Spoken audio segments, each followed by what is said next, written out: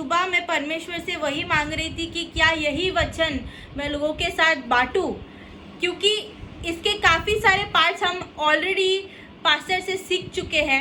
लेकिन जैसे रिबेका ने लास्ट संडे भी शेयर किया था कि ग्रैब योर अपॉर्चुनिटीज़, उसके आगे का मैं आपको सिखाना चाहती हूँ, बताना चाहती हूँ। और काफ़ी लोगों ने शेयर किया तो टाइम थोड़ा कम है, लेकिन बहुत अच्छा लगा, इतने लोगों ने शेयर किया, काफ़ी औरतों ने शेयर किया, वो देख के मुझे और भी खुशी हुई है। आमेन। तो ये चीज़ ज़रूर याद रखें और ये चीज़ घोषित भी करें कि हमें डरना नहीं है, परमेश्वर हमारे साथ है। रोज़ प्रतिदिन इसको घोषित करो। जो पेरेंट्स है वो अपने बच्चों को कहो, उनको सिखाओ ये चीज़ कहना, क्योंकि जो बच्चों के दिल में आप डालते हो वो बार बार वही एक तोते के समान बोलते रहते हैं। और जब पेरेंट्स उनको सुनते कि वो तोते के समान क्या बोल रहे हैं, तो हमें भी याद आता है कि हाँ, हमने ये सिखाया है उनको और हमें भी यही बोलना है। आमेन। तो डरना नहीं, परमेश्वर आपके साथ है। तो आज का जो मेरा today what I want to teach about is seek the responsibility of your righteousness. और आज का जो मुद्दा है वो है धार्मिकता को खोजो, वो आपकी जवाबदारी है। Amen. That is our responsibility. What is that? वो हमारी जवाबदारी है। और वो क्या है?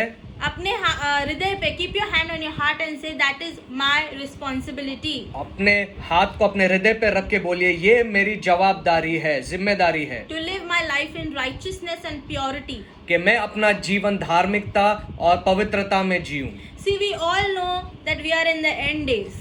और यहाँ पे हम सभी जानते हैं कि हम अंत के दिनों में जी रहे हैं। I have been listening to many people that they keep saying that you are always repeating and repeating whenever you lead praise and worship. You always saying the Lord is coming soon.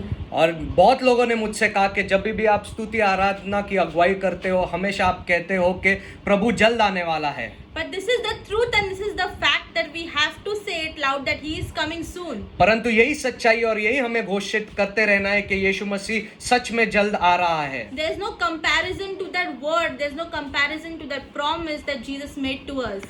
और वो जो वाचा है, वो जो वचन प्रभु ने दिया है, उसकी तुलना हम और किसी के साथ और कोई भी चीज के साथ नहीं कर सकते। But now see, the twist is over here. परंतु देखो, यहाँ पे बात यह है That he has made beautiful promises to his church. कि उसने खूबसूरत वादे किए अपने कलीसिया के साथ। But where is our responsibility standing nowadays? परंतु हम अपनी जिम्मेदारी निभा रहे हैं क्या? Where are we standing? हम कहाँ खड़े हैं इस वक्त? Are we right there where Jesus wants us to be? क्या हम वहाँ हैं जहाँ पर यीशु चाहता है हम रहे? Or still our responsibility is floating in the air? या हमारी जवाबदारी अभी भी हवा में किधर घूम रही है? This word righteousness is simple. ये जो शब्द धार्मिकता है वो एक साधारण सा शब्द है। It means to live a rightful life according to the word of God. उसका मतलब है परमेश्वर के नजर में अपने जीवन को सही तरीके से जीना। But at the right time, it is also a light word. परंतु दूसरे शब्दों में ये वचन जो है एक हल्का सा वचन भी है। सामान्य वचन नहीं, शब्द है।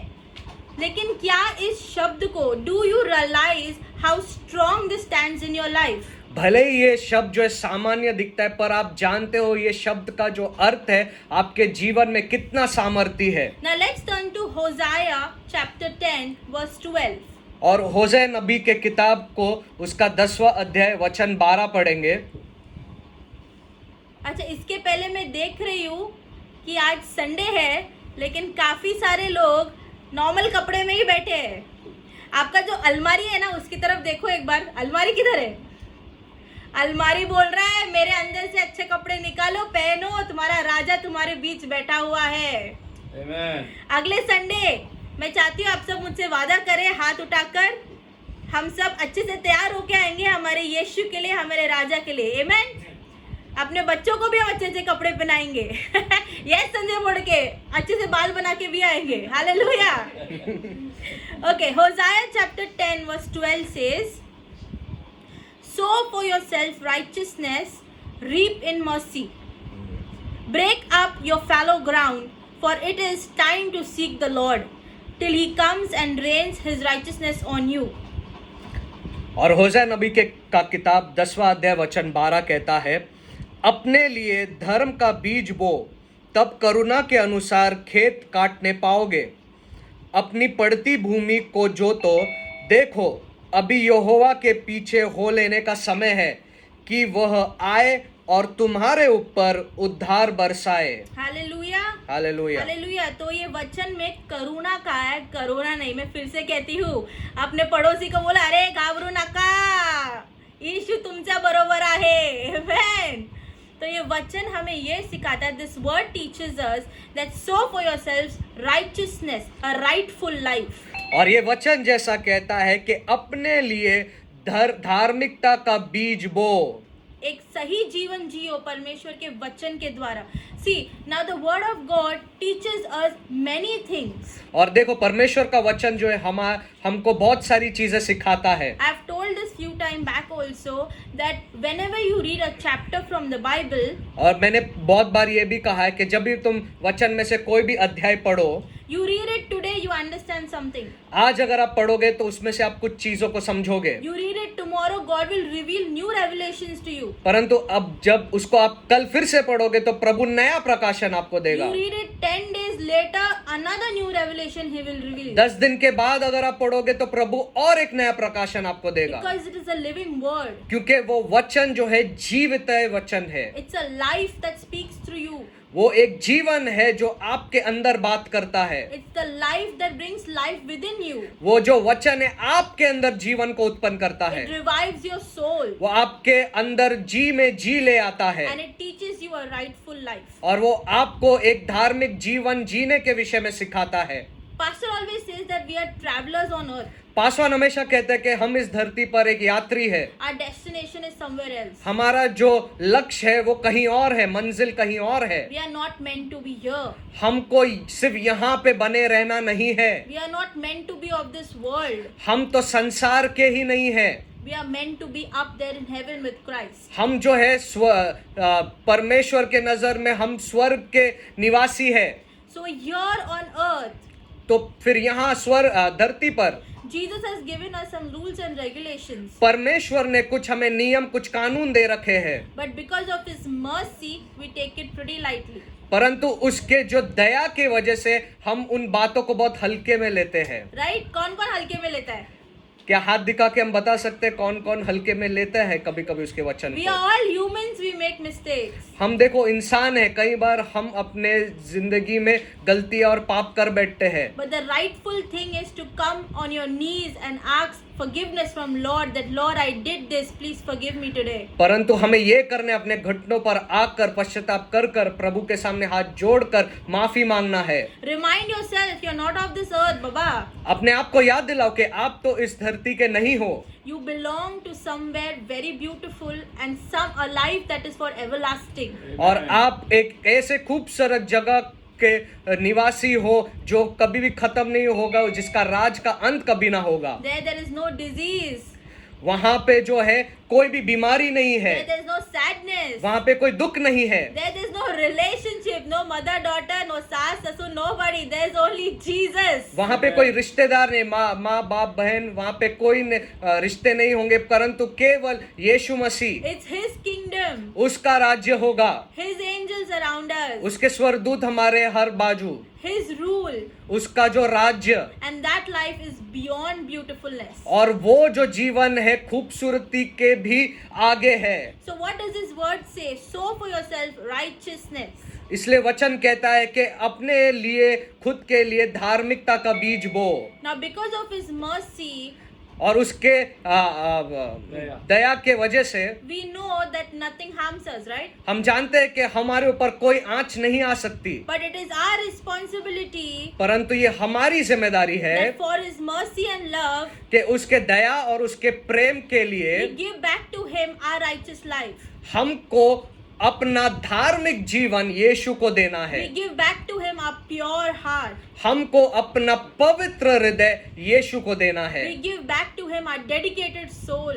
हमको अपना जो प्राण है प्रभु को देना है। It is not you and me who can do this alone. ये केवल हम और आप अपनी क्षमता से नहीं कर सकते, That is why He sent Holy Spirit for you, इसलिए प्रभु ने अपना पवित्र आत्मा हमारे लिए भेजा who है, continually reminds us of what we do wrong or what we do right. जो हमेशा हमें याद दिलाता है और हमें एहसास दिलाता है हम क्या सही कर रहे हैं और क्या गलत. Who also reminds you of how to ask forgiveness for what sin you do. See, nothing is hidden from Jesus. देखो, परमेश्वर से कोई बात छुपी नहीं है. पवित्र आत्मा हमें एहसास दिलाता है कौन सी चीजें हमने परमेश्वर के विरुद्ध की है. Holy Spirit will remind you of all that you have done, no matter whether it's 10 years ago or yesterday. He will remind you. पवित्र आत्मा आपको वो सारी चीजें बताएगा जो आपने गलत की है. होने दो कि वो बातें 10 साल पहले की क्यों ना हो. You have to just come down and ask Him for forgiveness. आपको अब अपने आप को नम्र करना है और प्रभु के सामने पश्चाताप करना है और माफी मांगना है. Today that we heard is, do not grumble, आज हमने ये बातों को भी देखा कि हमें कुड़कुड़ाना नहीं है, but seek His face. उसके चेहरे को खोजना है. Do not say, Lord, all this is happening around me. I just give up. Don't say that. आप कभी ये मत करना, प्रभु ये सब हो रहा है, मैं तो अभी हार मान रहा हूँ, ऐसा कभी मत कहना. Or never say, Lord, where are you? और कभी ये भी मत कहना कि प्रभु इस समय में तू किधर है. I guarantee you, and I say this with belief, और मैं पूरे दावे के साथ ये कह सकती हूँ He's sitting right beside you. कि वो आपके बिल्कुल बगल में इस वक्त मौजूद है. He's sitting right beside you. वो आपके बगल में बिल्कुल मौजूद है. परमेश्वर He's giving you the surety of eternal life. वो तुम्हें आश्वासन दे रहा है अनंत काल के जीवन के विषय में. All we have to do is और हमको केवल यही करना है, sow yourself in righteousness. अपने आप के लिए धार्मिकता का बीज हमको बोना है. Break your fallow ground.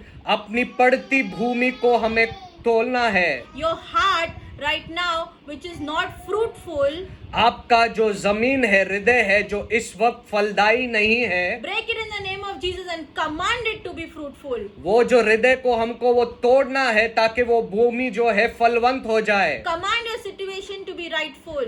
अपने जीवन में घोषणा करें ताकि आपका जीवन फलवंत हो जाए. You have power in your tongue. आपके जुबान में सामर्थ है. You have the most powerful name in the whole galaxy, that is Jesus. आपके पास, हमारे पास वो नाम है, यीशु नाम, जो सब सारे ब्रह्मांड में सबसे सामर्थी नाम है. Through His name, there is nothing at all that is impossible.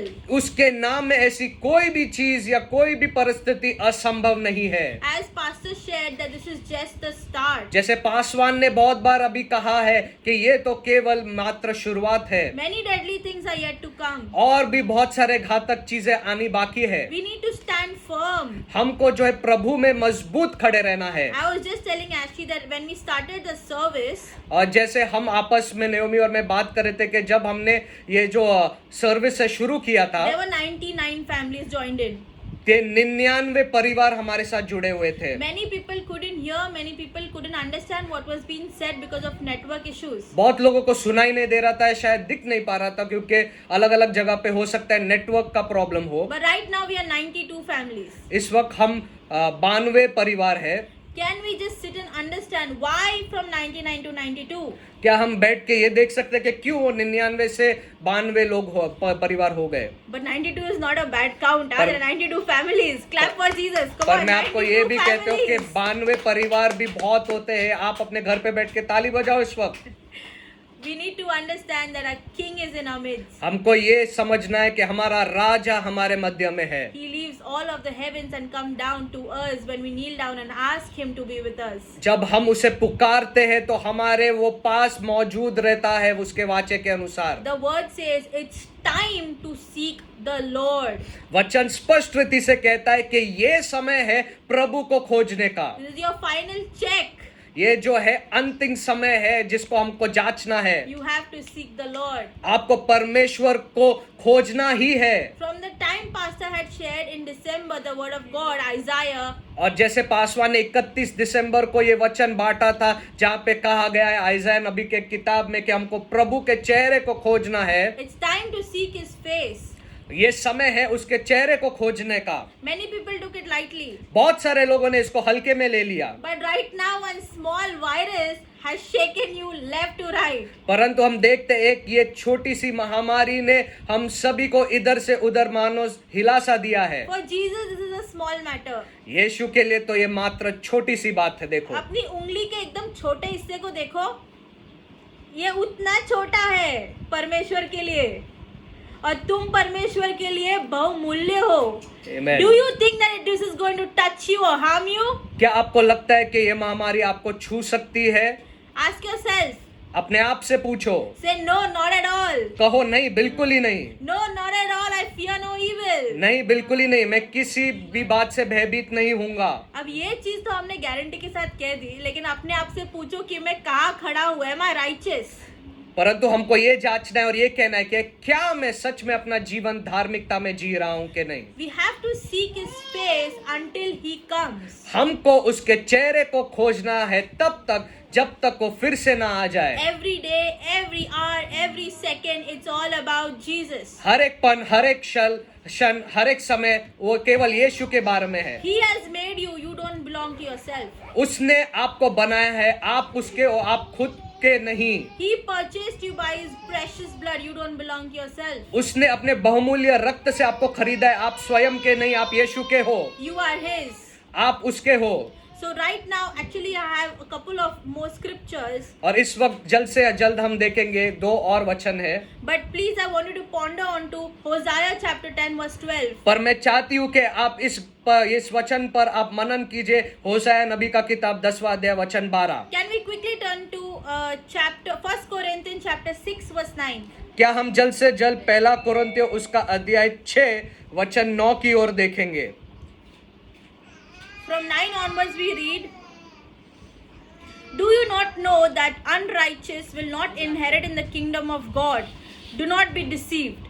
Neither fornicators, nor idolaters, nor adulterers, nor homosexual, nor sodomites, and such were some of you. But you were washed, I repeat, you were washed, but you were sanctified, but you were justified in the name of the Lord Jesus and by the Spirit of our God. आमीन. क्या तुम नहीं जानते कि अन्यायी लोग परमेश्वर के राज्य के वारिस न होंगे? धोखा न खाओ, न वेश्यागामी, न मूर्ति पूजक, न परस्त्रीगामी, न लुच्चे, न पुरुषगामी, न चोर, न लोभी, न पियक्कड़, न गाली देने वाले, न अंधेरे काम करने वाले परमेश्वर के राज्य के वारिस होंगे.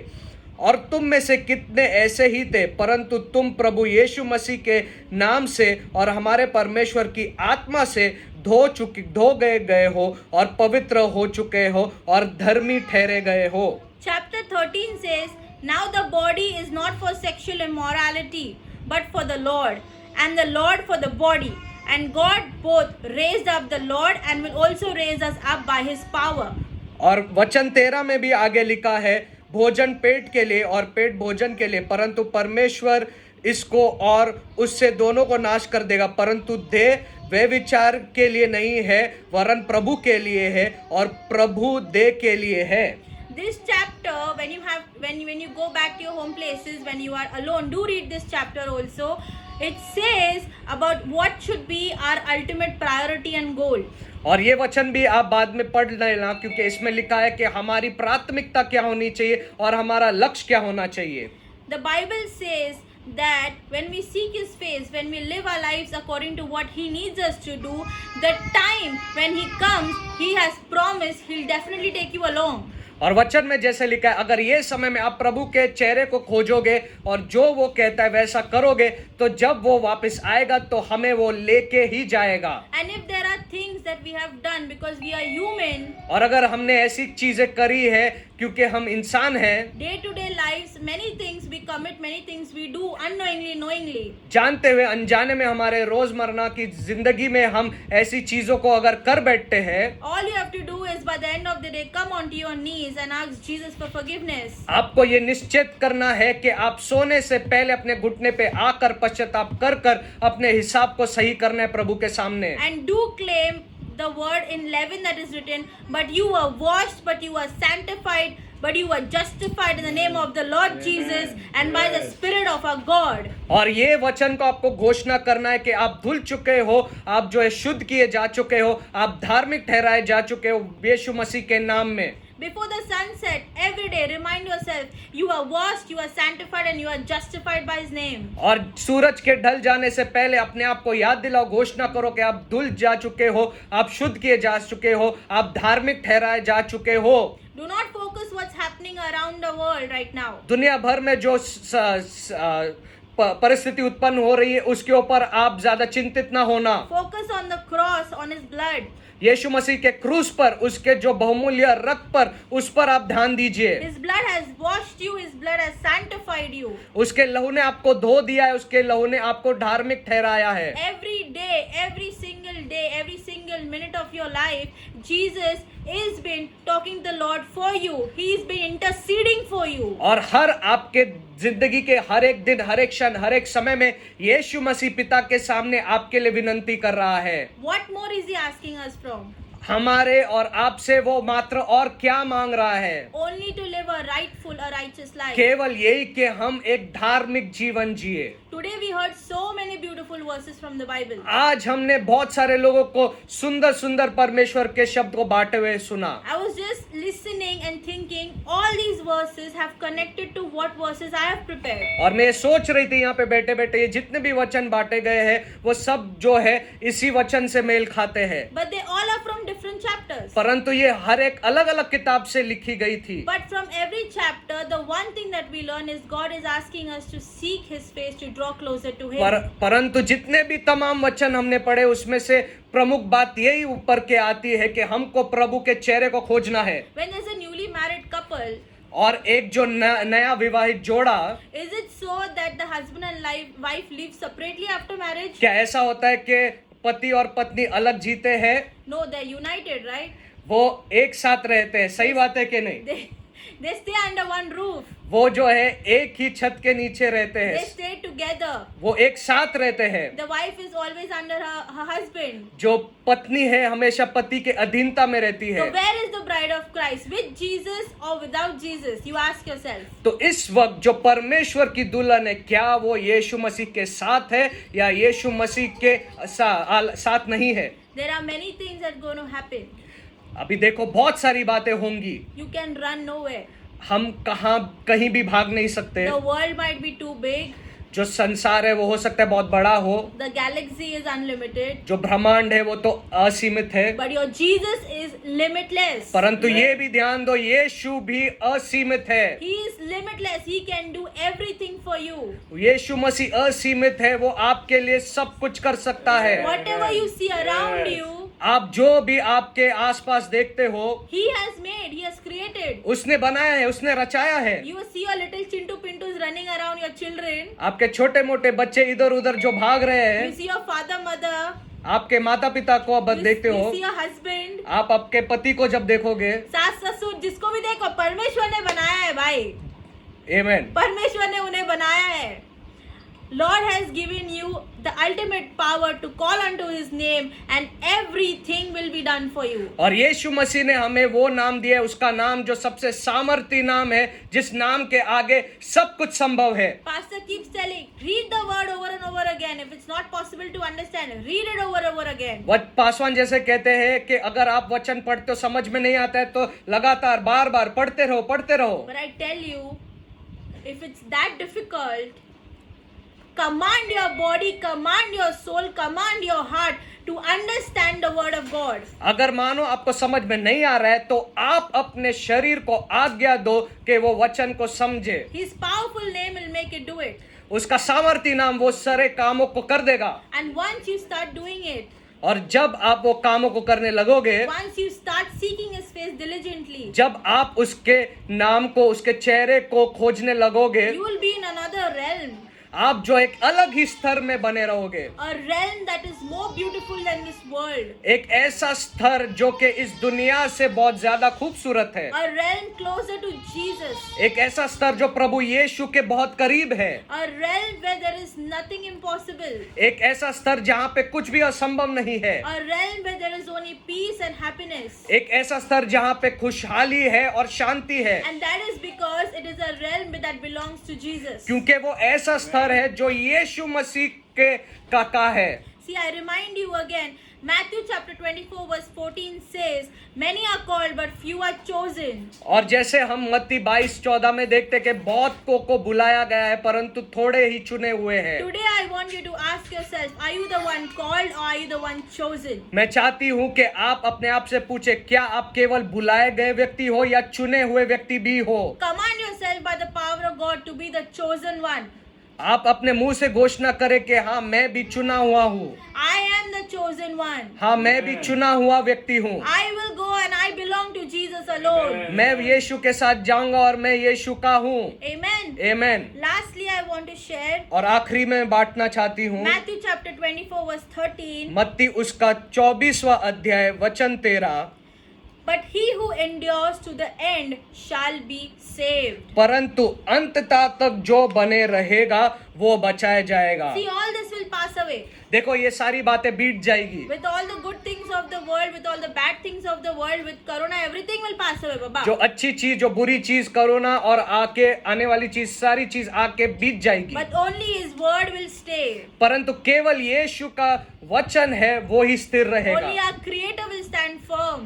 केवल हमारा जो रचनात्मक परमेश्वर है केवल वो ही स्थिर He is रहेगा। an unshakable God. वो कभी हिलाए जाने वाला परमेश्वर नहीं है And that unshakable power is within you. और वो जो कभी हिलाए नहीं जाने वाला सामर्थ आपके अंदर है। From today onwards, command yourself, command your soul. आज से अपने आप को, अपने प्राण को आप घोषणा कीजिए, Cleanse your soul by his powerful name. उसके सामर्थी नाम से अपने प्राणों को आप शुद्ध रखिए। It's not too difficult. इतना भी मुश्किल नहीं है ये। Come down on your knees. अपने घुटनों पर आ जाओ, Remind yourself. अपने आप को याद दिलाओ। It's time that we come. ये समय है कि हम आ जाए अपने घुटने पे। It's time that we come towards him. ये समय है कि हम आए उसके It's pass. time that we draw closer to ये him. समय है कि हम उसके और निकट आए। His kingdom has to come. उसका राज्य आना ही है। He will come on the horses. वो घोड़ों पे सवार होके आएगा। He will come with all his host and angels. वो जो है स्वर्ग का सेना के साथ आएगा। He will fight the ultimate battle for you. जो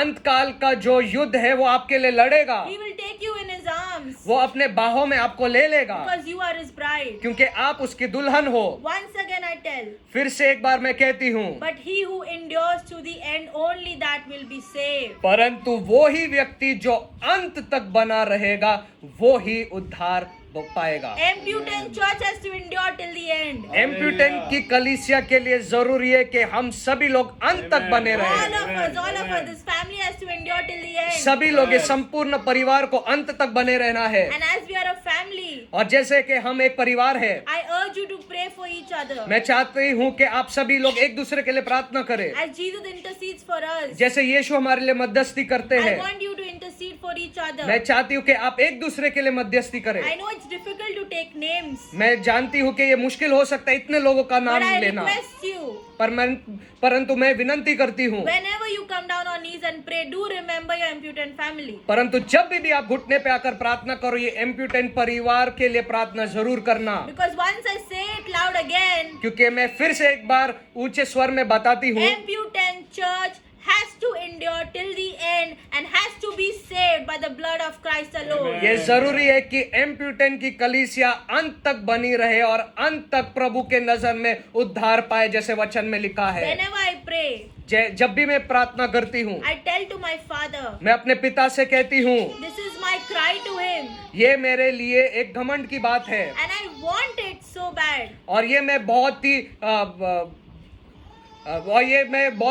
चाहती हूँ, जिद के साथ चाहती मेरा ये हूँ। जिद है कि हर कोई जो सुन रहा है वचन, ये अक्का इम्पोर्टेंट कलीसिया जो है, we will go together with Jesus very soon. और ये मैं प्रार्थना करती हूँ और ये मेरी इच्छा है कि हम सभी एम्प्यूटेंट की कलीसिया यीशु के साथ जाएंगे। There is no choice right now. अभी हमारे पास कोई चुनाव नहीं है। It's true that his mercy endures forever. ये सच है कि उसकी करुणा सदा की है, But we have to abide with his commandment and law. परंतु हमको उसके वचन के अनुसार हमें निर्भर रहना है, उसमें बने रहना है। So quickly, इसलिए तुरंत ही Hosea chapter 10 verse 12, होशे उसका 10वां अध्याय वचन 12, 1 Corinthians chapter 6, पहला कुरिन्थियों उसका अध्याय 6 वचन 9 से 13, Matthew chapter 24 verse 13. मत्ती उसका 24वां अध्याय वचन 13। Do meditate on these verses today. ये तीनों वचन के ऊपर आप मनन कीजिए And remind yourself और अपने आप को याद दिलाइए that you're His. कि आप उसके हो, You belong to Him. आप उसके हो, You are beautiful in His eyes. आप उसके नजर में खूबसूरत हो, You are precious for Him. आप उसके नजर में बहुमूल्य हो। Do not let go. आप हार मत मानना, He is very close to वो you. आपके बहुत करीब है। His hand is always marked towards you. उसका हाथ हमेशा आपके पास है, आपके साथ है। He will hold you whenever you look to Him. वो आपको थामे रहेगा जब भी आप उसके ऊपर नजर डालोगे Seek Him diligently और आप उसके चेहरे की खोज करना and pray for each other. और एक दूसरे के लिए प्रार्थना करना। Hallelujah. Hallelujah. Can we give a clap offering क्या हम to यीशु Jesus? मसीह के लिए ताली बजा सकते हैं?